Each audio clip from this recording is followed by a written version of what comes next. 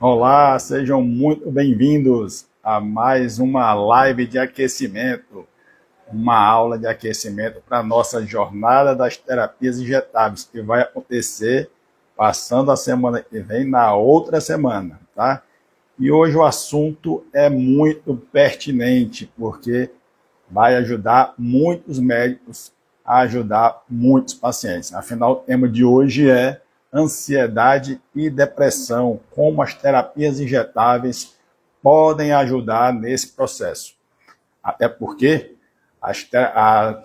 quem tem ansiedade e depressão, na maioria das vezes, tem disfunção intestinal. Exatamente, o intestino não está bem. Normalmente ocasionado pelo processo de disbiose, a alteração das bactérias intestinais, e que a maioria desses pacientes acabam sendo medicados com os medicamentos antidepressivos, e tem as suas indicações, mas esses medicamentos antidepressivos acabam piorando a disbiose e, consequentemente, piorando a absorção de vários nutrientes essenciais para esse processo de tratamento da ansiedade e da depressão. Lembrando que toda vida que o intestino não está bem, pessoal, esse intestino ele tende a desativar a informação que o vago leva para o cérebro para diminuir a ansiedade. É um nervo que comunica o intestino com o cérebro lá em cima, inclusive com a amígdala cerebral. Consequentemente, quanto mais, ou melhor, quanto menos ativado está esse vago está mais doente, mais ansiedade e mais depressão vai ser gerada, porque diminui a produção de serotonina e de dopamina e aumenta a produção adrenérgica. E como é que eu faço isso para modular isso então, Fernando? Óbvio, as medicações, a maioria delas são inibidores de recaptação de serotonina. Né? Então, a função dele é manter a serotonina mais tempo na sinapse, que é a conexão de um neurônio com o outro. Tá? Agora, para produzir serotonina, eu preciso de absorção de vários nutrientes, principalmente vitaminas do complexo B, como B3, B6 e B9, além da B12, zinco, magnésio e 2 aminoácidos importantíssimos. O triptofano, ele é precursor da serotonina, e a tirosina ou fenilalanina, que é precursor da dopamina. Se eu não estou conseguindo absorver esses aminoácidos e não estou conseguindo absorver essas vitaminas, a minha produção de serotonina vai estar comprometida.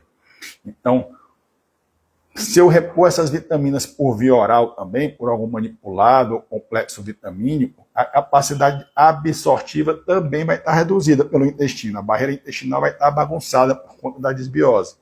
Então, quando eu faço esses ativos pela via endovenosa ou intramuscular, você vai ter uma melhor, mais quantidade de matéria-prima para produzir a sua serotonina endógena.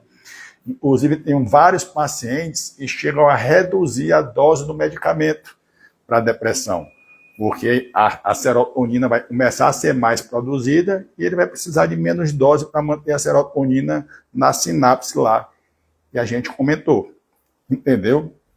Então, essa suplementação, principalmente desses aí, magnésio, ácido fólico e B3, são fundamentais e tem que ter, tá? Então, aí já fica uma dica. Há um outro problema grande em quem tem ansiedade e depressão, seria o processo de cortisol elevado, quando você tem excesso de produção de cortisol, ou até já está no burnout. O cortisol, ele inativa, né, essas vias, tá, de produção de serotonina e de dopamina, e aumenta a produção adrenérgica na maioria das pessoas. Consequentemente, eu vou precisar fazer alguma coisa para melhorar e modular esse cortisol. E sabe qual é uma vitamina que é craque em fazer isso? Uma vitamina e um mineral. É a vitamina C, exatamente. A vitamina C ela tem um potencial grande de reduzir a ansiedade, principalmente quando feito por via endovenosa. E quando associado ao magnésio, aí fica show, porque o magnésio, além de modular a produção de cortisol, ele inibe a produção de adrenalina porque ele modula a produção de GABA. Isso, o GABA sendo mais produzido, vai reduzir a produção adrenérgica. Além do que, a vitamina C, junto com o magnésio, ajuda a modular os receptores NMDA, que são receptores glutamatérgicos, que estimulam glutamato e inflamação cerebral. Quanto mais o NMDA está acionado, mais inflamação, aumenta a produção de resposta das células da glia, que são inflamatórias, e começa a aumentar o processo de neuroinflamação. E se sabe que o cérebro, quanto mais neuroinflamado, menos dopamina e serotonina ele produz.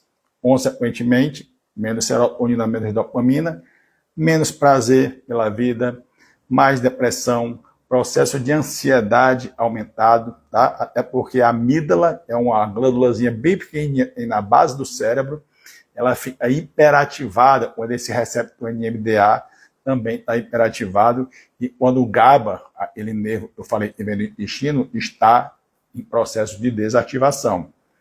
Então, portanto, você controlar isso com esses nutracêuticos que eu comentei para você é fundamental. Outro processo que está envolvido, então, eu já falei do intestino e a inibição do GABA pela inibição do nervo vago. Falei das vitaminas do complexo B, do magnésio e vitamina C, que está envolvido na produção de serotonina e dopamina e na redução da resposta de ansiedade e modulação do cortisol. E falta ainda falar do que piora muito o quadro de ansiedade e depressão, é neuroinflamação. Quanto mais o cérebro está inflamado,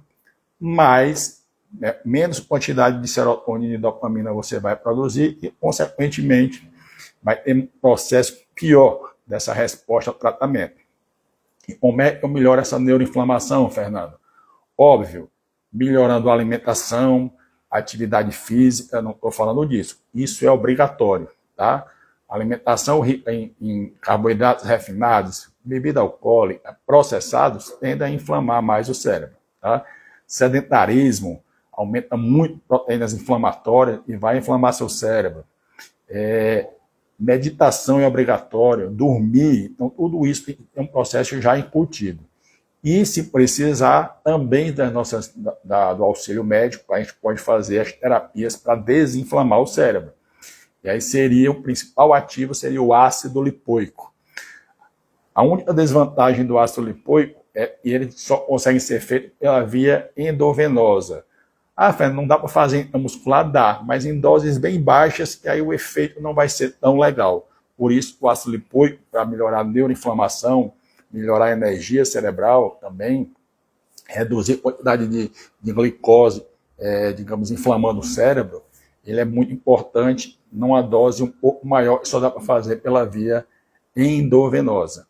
Tá? Então, pensou em neuroinflamação, pensou em ácido lipoico. Tá?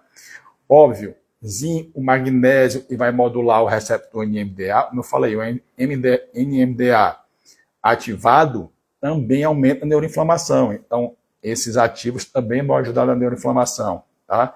Então, é um processo, né, é uma orquestra, organizar esses nutrientes. E, óbvio, isso vai otimizar muito o tratamento lá com o psiquiatra ou neurologista, tá? Porque muitas vezes, como eu falei, eu já ajudei pacientes, pessoal, a tirar, usava 4 medicamentos, passou a usar 1. Isso é uma vitória, assim, gigante, né, em termos de ansiedade e depressão, tá? Teve paciente que conseguiu, com o tempo, fazendo todo esse processo, mudança de estilo de vida, e a gente conseguindo reduzir essa neuroinflamação, oferecendo o suporte que ele precisava, ele parou de tomar medicamento, mas não parou por conta própria e nem por minha conta não, tá? Ele, junto com o psiquiatra dele, sempre tem que trabalhar em conjunto com os profissionais. Começou com o tempo a reduzir dose, reduziu para um medicamento, depois foi diminuindo dose, até que conseguiu desmamar e ficou bem. Só com a terapia, né, com a psicoterapia e mantendo com os suplementos e atividade física. A terapia endovenosa entrou só no início do tratamento, né? Às vezes tem paciente que, por exemplo, um paciente bariátrico, um paciente que tem outros problemas e não consegue melhorar a desbiose, a gente às vezes faz tratamento de manutenção, faz um soro, depois de fazer a terapia de ataque, né? Geralmente é 8 a 12 semanas, uma vez por semana com o soro, a gente mantém um soro por mês para fazer tipo uma manutenção se ele continuar com essa desbiose intensa, tá? Então, para vocês verem, é um processo bem lógico, tá? Como eu disse, com segurança, sempre sabendo o que o paciente necessita e montar um tratamento personalizado para ele, baseado nas necessidades, nos exames, na história clínica que você consegue absorver desse paciente. Certo, pessoal? Volto a convidar vocês, né? A gente vai falar disso e muito mais na jornada das terapias injetáveis, que vai acontecer passando essa semana que vem a outra. É só você se informar no link da bio aqui da Muniz Academy, e você tem todas as informações e já se inscreve aí, que você não vai se arrepender. São 3 dias de aula, e é só uma aula de aquecimento, a aula mestre mesmo vai ser nesse dia, vai ter eu e a doutora Tamires junto, e vai ser online e totalmente gratuito, tá? Para você aprender sobre terapias injetáveis, com ética, com segurança e sempre baseado em ciência. Mais uma vez, foi muito bom estar com vocês aqui, tá? Semana que vem tem mais uma semana de lives de aquecimento, dessa vez com a doutora Tamires, e se Deus quiser já vai estar recuperada, tá? Te aguardamos lá. A partir de segunda-feira, continua as lives de aquecimento. Tchau, tchau.